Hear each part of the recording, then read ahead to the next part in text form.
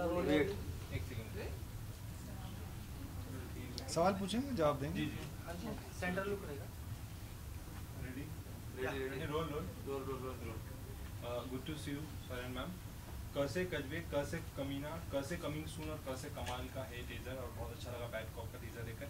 मैं आप दोनों से जानना चाहूँगा, कुछ नया लेकर आप हम सभी के बीच में आ रहे हैं, अपने कैरेक्टर के बारे में क्या कुछ बताना चाहेंगे जो कि हम सभी को जल्दी देखने मिलेगा डिज्नी हॉटस्टार पे? हाँ, ये नया है, मतलब आई थिंक वो एकदम मास एंटरटेनर टाइप की चीज़ है ये। जो आदित्य दत्त वैसी वाली चीज़ें बनाते हैं, उनके साथ में ये दूसरी बार काम कर रहा हूँ मैं। कमांडो 3 में था मैं उनके साथ, तो उनकी जो सेंसिबिलिटी है, वो मनोरंजक चीज़ें बनाते हैं और स्टाइलिश चीज़ें बनाते हैं। तो मैंने एक कॉप का रोल किया था, द हार्ड, एक शो मेरा आया था, इसमें बहुत ही ईमानदार और बहुत ही रियलिस्टिक किस्म का कॉप किया था। जब ये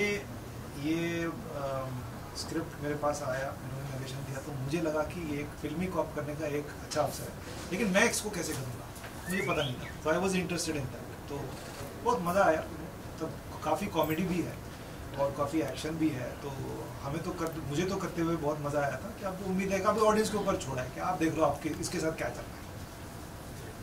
बिल्कुल, आई थिंक ऑडियंस तो बहुत ही, हम ऑडियंस के लिए बना रहे हैं सब, और हम कैरेक्टर पिक करने जनता जनार्दन कैरेक्टर पिक करने में मेरे लिए बहुत ही एक खास बात मुझे इसकी ये लगी कि हर ऑडियंस भी उनसे रिलेट करना चाहता है, जिसमें थोड़ा कॉमेडी हो, थोड़ा ड्रामा हो, थोड़ा एक्शन हो। I think we Indian audience I think उनको बहुत पसंद करती है। तो इसमें सब कुछ है मिला जुला के, इस में हर तरह के इमोशंस, एक्शन से लेके आपको ड्रामा और फन, थोड़ा love story, lot of masala also you get to see, which is gonna be so much fun. So I think I'm sure अभी ऑडियंस को पसंद आए, उन्हीं के ऊपर है। We're looking forward to it. Anurag sir को एज अ डायरेक्टर तो काफ़ी ज़्यादा पसंद किया ही गया था, बट इसमें एज अ मेन लीड वो काम कर रहे हैं, तो किस तरह का डिफरेंसेस आपको लगा? हाँ, तो वही कि मेन लीड है ना, तो अभी उनके पास स्पॉट बॉय है, मेकअप मैन है, एक असिस्टेंट है, 4 मैनेजर है। नहीं, मैं मजाक कर रहा हूँ, इसको समझ नहीं आ रहा है यार, प्लीज हंस भी नहीं रहे। नहीं, वो काफ़ी अच्छा कर लेते हैं एक्टिंग, क्योंकि वो थिएटर करते थे पहले। जब वो पहले मुंबई आए थे तो मकरान सर के साथ बहुत नाटक किया उन्होंने, कई सारे शोज किए उन्होंने, लेकिन वो फिल्म मेकर ही बनना चाहते थे, कहानीकार ही बनना चाहते थे, तो उस पर ज़्यादा उन्होंने ध्यान दिया। जब उनको लिखने का और डायरेक्शन करने का मौका मिला तो फिर उधर चले गए। लेकिन एक्टिंग की समझ है, क्राफ्ट की समझ है। हाँ, हमारे जितना इंटरेस्ट लेके नहीं करते, लेकिन बिल्कुल वो कला की समझ है, उन्हें करते हैं, अच्छा करते भी हैं। और मुझे लगता है और थोड़ा इंटरेस्ट लेके करेंगे तो और अच्छा कर पाएंगे। मज़ेदार रहा उनके साथ, क्योंकि बतौर डायरेक्टर भी मैं उनके साथ काम कर चुका हूँ, वो मेरे प्रोड्यूसर भी बने हैं।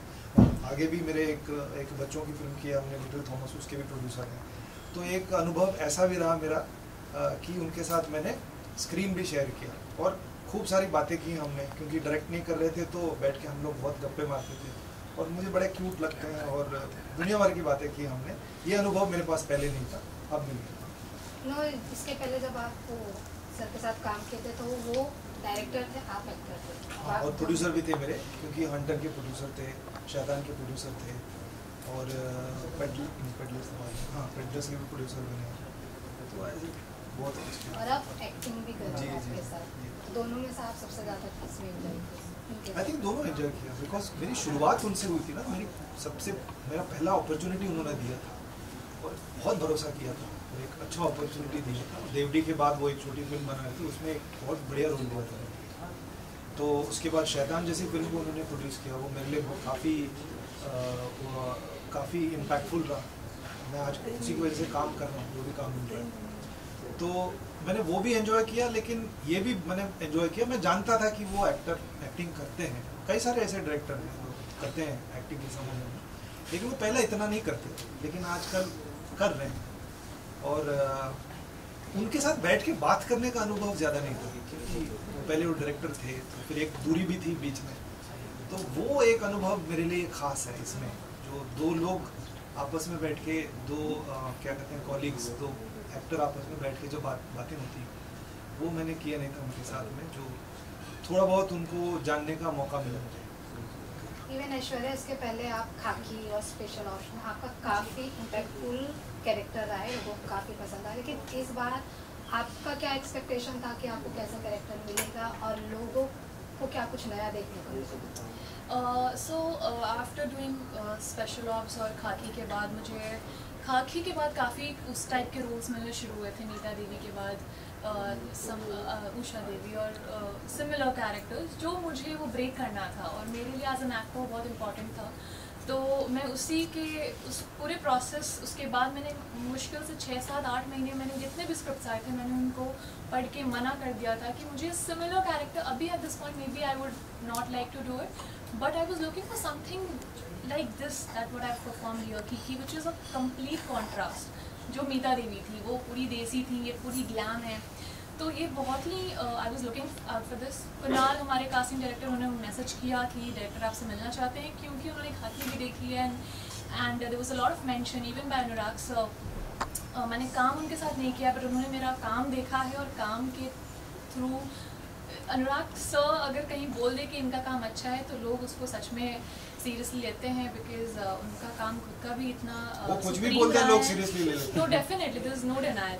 सो उसके उनके मेंशन से a lot of in the production also they really like my previous work. तो उस वजह से मैं कहूँगी कि आज मुझे ये अपॉर्चुनिटी मिली और ये बहुत बड़ी बात है मेरे लिए कि नीता के बाद एक कम्प्लीटली कॉन्ट्रास्ट कैरेक्टर में बिलीव करना कि हाँ ये कर पाएंगी, वो काफ़ी मतलब आई एम ग्रेटफुल कि उन्होंने मुझ में देखा कि मैं उसके ऑपोजिट कैरेक्टर को कर सकती हूँ और मेरे लिए बहुत खुशी की बात है कि मैंने किया है, मैंने पूरी कोशिश की है। आई होप आप लोगों को पसंद आए और प्लीज़ बताइएगा कैसा लगा। गुलशन जी, मैं आपसे ऐशा जी मैं आपसे जानना चाहूँगा, सौरभ सर आपके साथ, अनुराग सर है, इस सीरीज में देखा गया जो हमने टीजर देखा उसके अंदर एक क्राफ्ट आर्ट दोनों समझ में आ रहा है। अगर सीरीज बन जिसके अंदर एक्टिंग के लिए जो होता है अलग अलग जॉनर्स दिए जाते हैं, लेकिन यहाँ पर जो एक्टिंग का जॉनर दिख रहा है कहीं ना कहीं आर्ट और क्राफ्ट पे काम करने वाले एक्टर्स के साथ बनी गई बैड कॉप सीरीज है। अगर बात करूँ शूटिंग टाइम की, अगर आप जब प्रैक्टिस करते थे, शूटिंग का जब टाइम होता था तो किस तरीके का क्राफ्ट और आर्ट्स को लेकर बात होती थी? क्योंकि सौरभ सर कहीं ना कहीं एक्टिंग गुरु भी कहा जाता है इंडस्ट्री में, आप लोग की क्राफ्ट और आर्ट्स को लेकर किस तरीके की मेमोरी होती थी सेट की, क्या बताना? एक बात मैं बहुत ज़रूर बोलूँगी कि जब मेरे पास ये स्क्रिप्ट आई थी तो मुझे जब बताया गया था मेरे पास आया ही था कि this is for the lead character with Gulshan Devaiah, Saurabh Sachdeva, Harleen and तब अनुराग कश्यप। ये it was a no brainer for me as a blooming actor. I kind of feel personally कि मेरे लिए it's a privilege to be working with such for me. I think these are legends, these are legends. बहुत ये intelligent है, no brainer ऐसे बोल रहे हैं। नहीं सीरियसली आई मीन मैं तो बहुत खुश थी, मतलब मुझे इंस्टिंक्टिवली मुझे लगा I have to do it and बहुत ही अच्छा काम लगा मुझे बहुत पसंद थे ये। बीच बीच में थोड़ा हमारा डिफरेंट अप्रोच भी होता था कि she has a different approach. बहुत इरिटेटिंग हूँ नहीं बट मुझे बहुत अच्छा लगा। There's lot to learn from him, lot to learn from Anurag sir, lot to learn. I have done Saurabh sir's few hours workshop. उसके बाद I have been very fond of him. तो काफ़ी अच्छे मुझे बहुत कुछ सीखने को मिला। साथ में हमारी रिहर्सल्स नहीं होती थी और सौरभ उनका काम देखा हुआ था मैंने, क्योंकि सीक्रेट गेम से शुरुआत की थी उन्होंने। तो मैं उनके जो एक्टिंग इंस्टीट्यूट है वहाँ वो बहुत यूट्यूब पे वीडियोस अपलोड करते हैं, तो मैं देखता हूँ, ये सब सुनता हूँ, क्योंकि मैं तो पढ़ा नहीं हूँ ना, तो मैं ऐसे जानकारी मतलब लोगों को सुन के उनका काम देख के और तजुर्बे से किताबें पढ़ के ऐसे सीखा हूँ। तो ऐसे लोग जब बात करते हैं तो मैं सुनता हूँ उनको।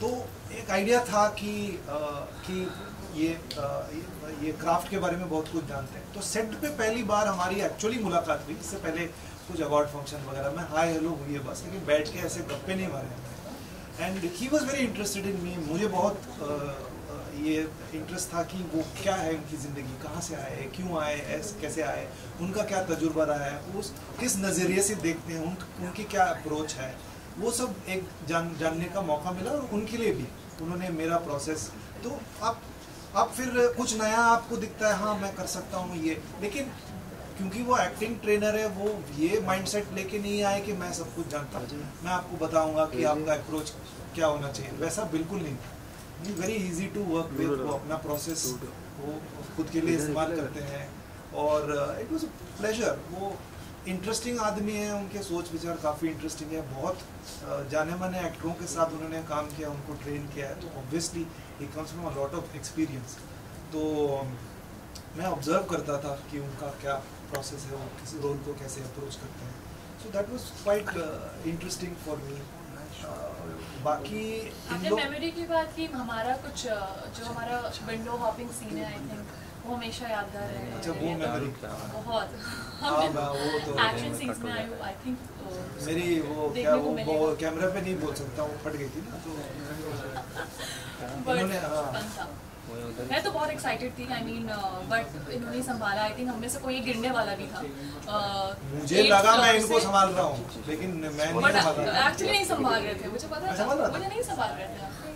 नहीं हो रहा था, मुझे लगा कि मैं आपको संभाल रहा हूँ, लेकिन मैं मेरी खुद ही हालत इतनी खराब थी, फिर मैंने संभाल लिया।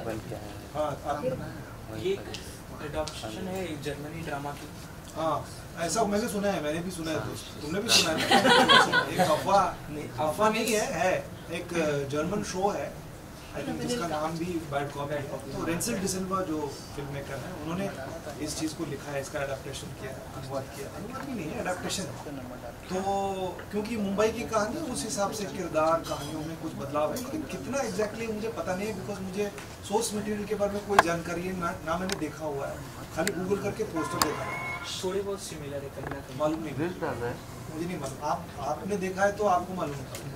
मैंने काफ़ी इसके बारे में पढ़ा और देखा। रिसर्चर तो मीन्स अगर इस तरह के कुछ आ जाते हैं जो पहले हो चुके हैं और वापस रिक्रिएट हो रहा है, सो वो कितना डिफिकल्ट और ईजी हो जाता है? डिफिकल्ट तो नहीं है, इजी भी नहीं है। डिफिकल्ट इजी आपकी तैयारी पे, एटलीस्ट मेरे पॉइंट ऑफ व्यू से जब मैं तैयारी करके जाता हूँ, किसी चीज़ को समझ के मैं करता हूँ, तो मेरे लिए इजी हो जाता है।